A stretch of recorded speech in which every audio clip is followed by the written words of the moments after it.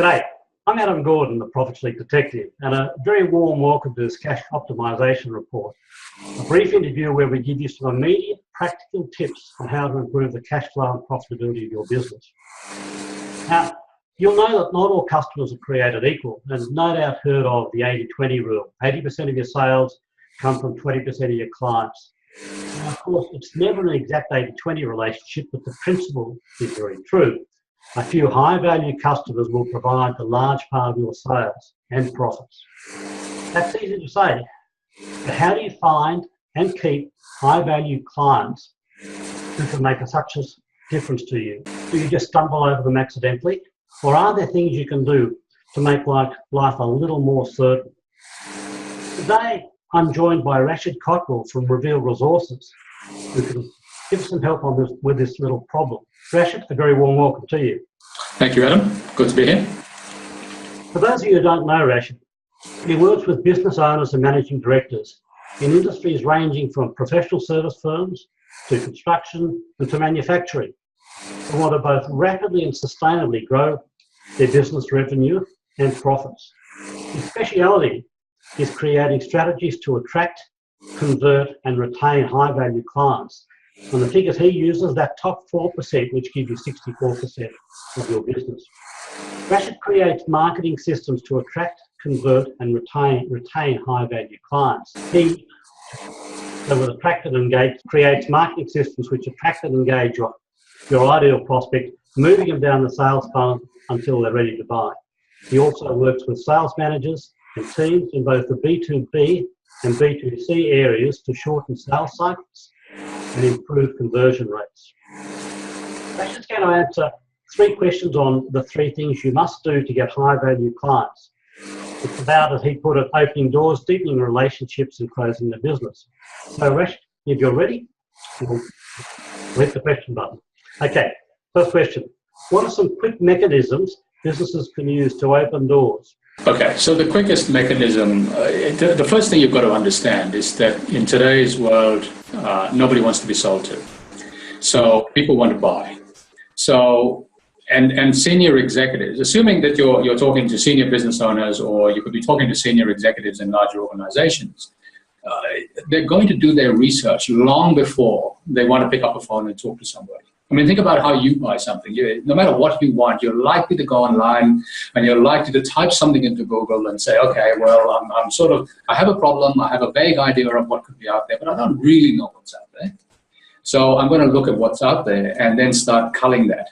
And as I start culling that, I'm going to look for more and more information around that particular problem and that solution until I get down to the point where I'm looking at particular vendors for whatever that solution is. So, I mean, a spurious example could be I want to buy a lawnmower. Well, I know a number of brands. I do some searching for lawnmower and I figure out I want a Victor, then I look for the model.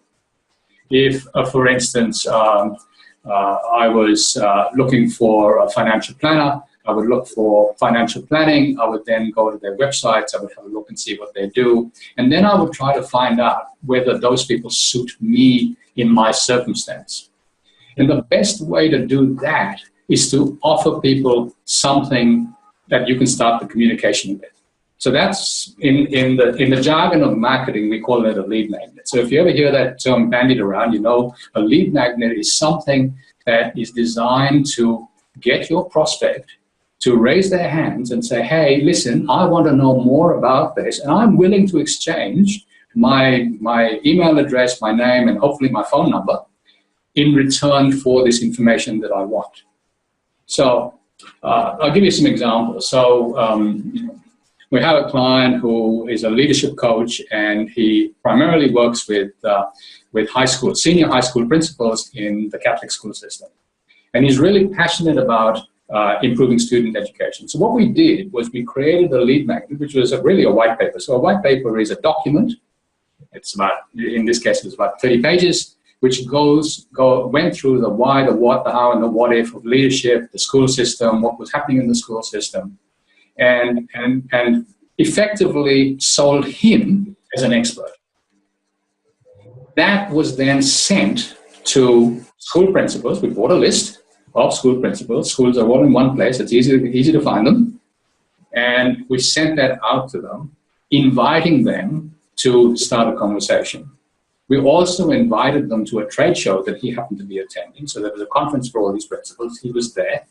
And because of that pre-communication that we had with these people on an ongoing basis, so lots of emails, a couple of phone calls, etc., he went to the trade show.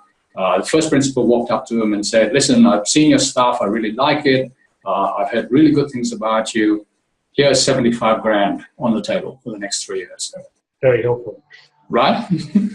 Now, the interesting thing was he started out selling a program for 1 year for $23,000. And we looked at this. And I'd spoken to a number of these principals to do our research. And it turned out that you really need to understand your client.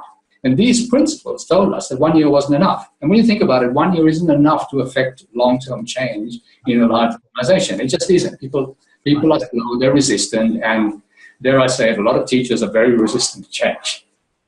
So we moved it from a 1 year program to a 3 year program, and he had no pushback. So that's just one sort of example along those lines.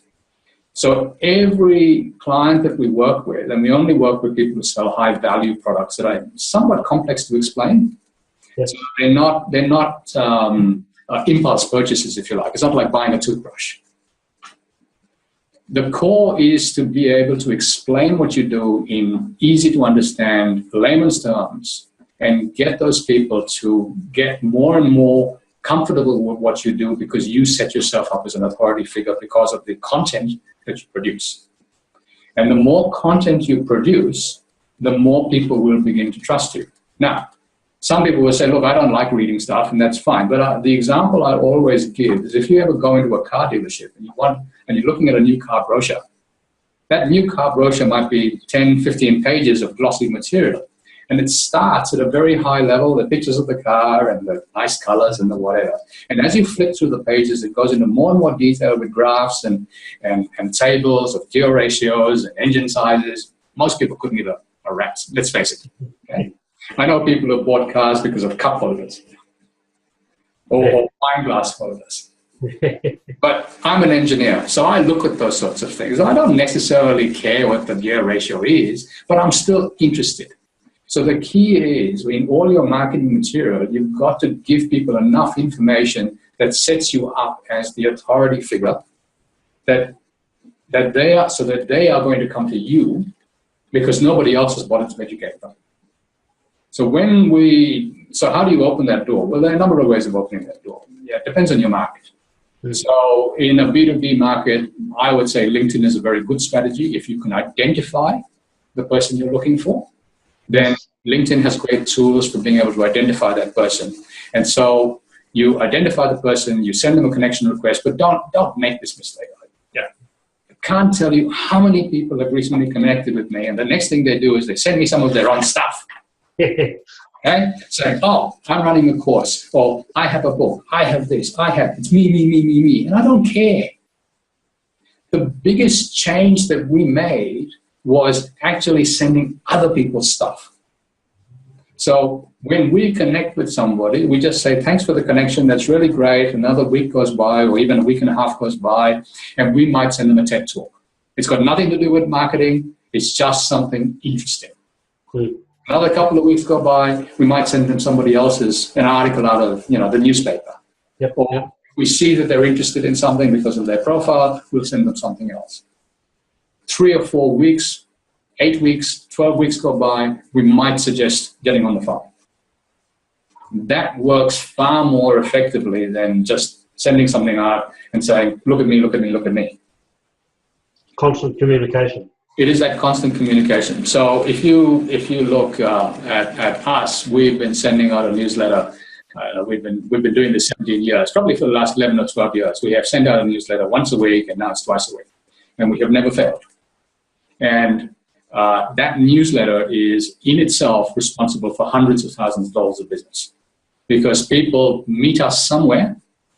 And case in point, a new client phoned us up just before December, mid-December, and he said, Rashid, do you remember me? And I said, yeah, I think so. Well, we came to a seminar 10 years ago, and we've been on your list ever since.